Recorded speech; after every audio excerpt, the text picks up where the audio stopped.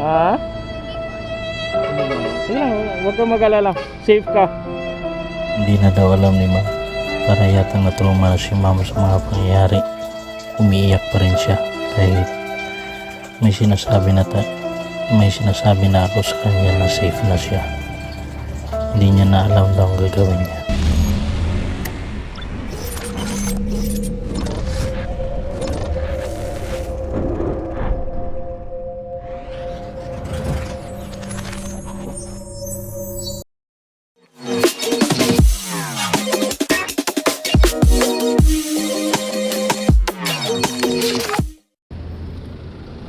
Tapos ikaw mauna, ma'am. Dito. Yan.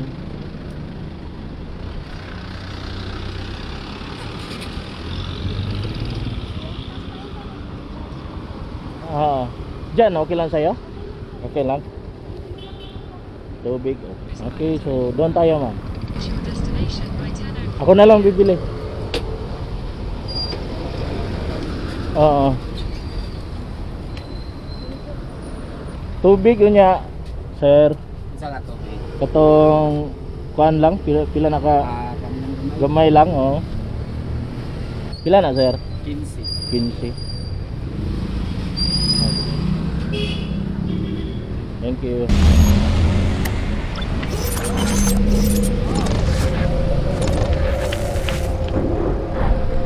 Okay naman.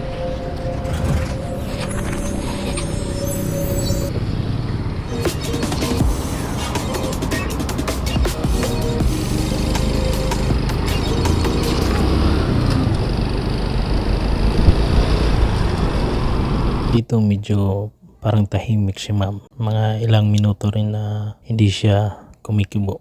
Siguro naisip ko na baka takot pa siya sa ganitong sitwasyon. Kaya sinimulan kong kausapin siya para maging kampante po si ma'am. Bakit Tagalog kayo, ma'am? Taga Manila kayo? Ah. So, nag-ano ka dito sa Cebu? Ah, nagbabakasyon. So, galing kayo sa gala? So pala.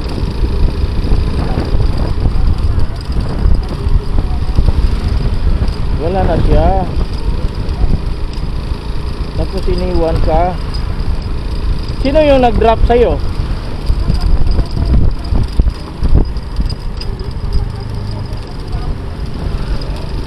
Oy. Kailangan kasi dyan, ma'am, basta nandito ka sa lugar na hindi ka kabisado, dapat yung mga booking mo kilala mo. Oo, huwag kang basta-basta sasakay na hindi mo kilala. Buti na lang ako nasakyan mo. Oo. Oo nga eh.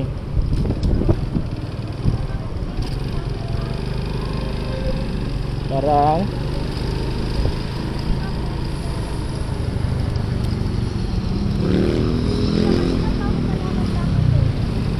oo nga eh.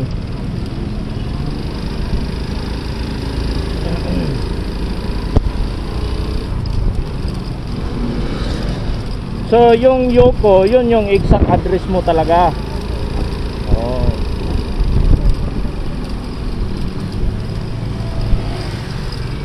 Maingat ka dapat, ma'am. Sa gandang mong yan,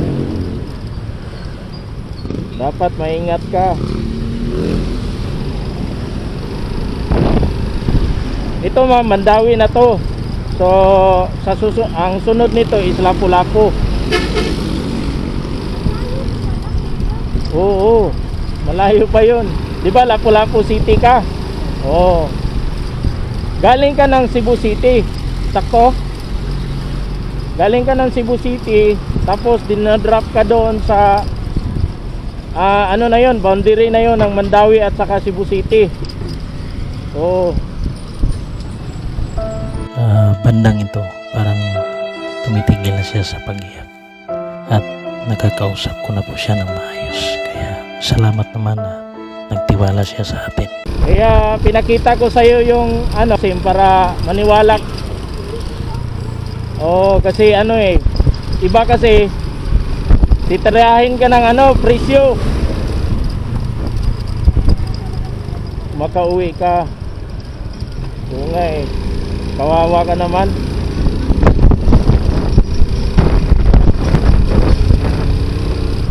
So, okay lang sa'yo, ma'am, na ma-upload to video?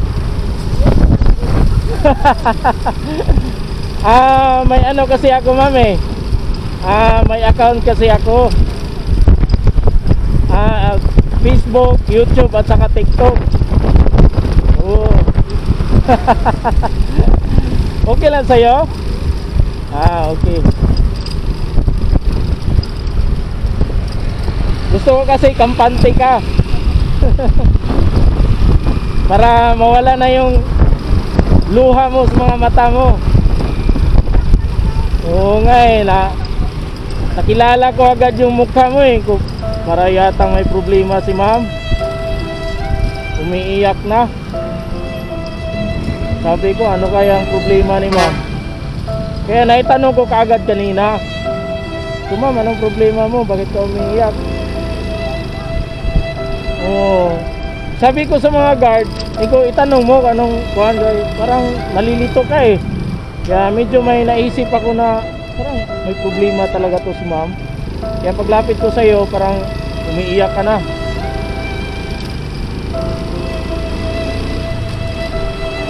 Kaya wag kang mag-alala ma'am, safe ka na. Buti na lang nasakyan mo si NPC Motovlog.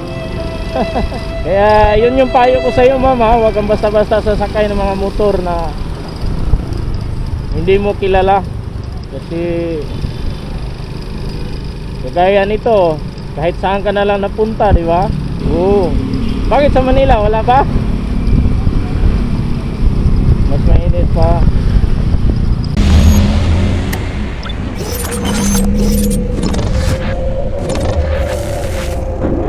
Ilang taon ka na ma'am? 21. Parang kasing tangkad mo lang yung anak ko sa'yo. Pero 17 years old pa yon, babae din. Oo.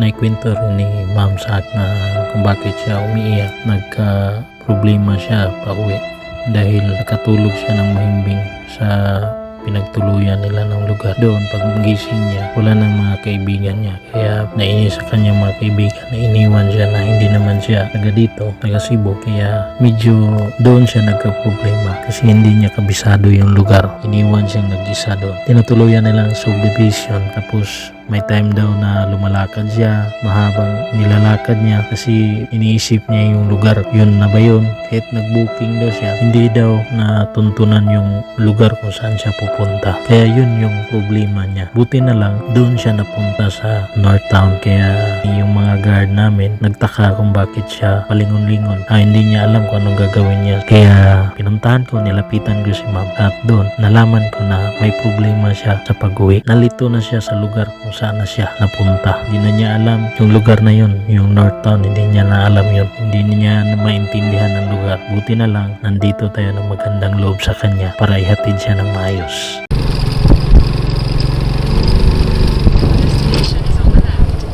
Diyan. Okay, magpasalamat ka sa Diyos. Nakapunta ka ng safe. Nakaabot ka sa area ng safe. 700 ka dyan? Ano? 700. 700? Ika lang ha. Magpasilong ka muna ma'am.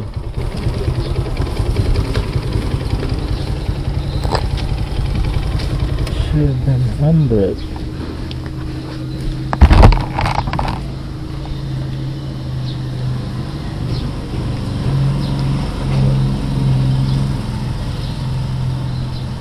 Parang mayroon Ay, pala. sakto kuya. Kuya, ingat. Thank you talaga po. Ito po. Ano to? 300 yung binigay mo? Thank you kuya. Thank you Salamat talaga. Sige Thank po. you, kuya. Sige Ingat, ma'am. kuya. Bye bye.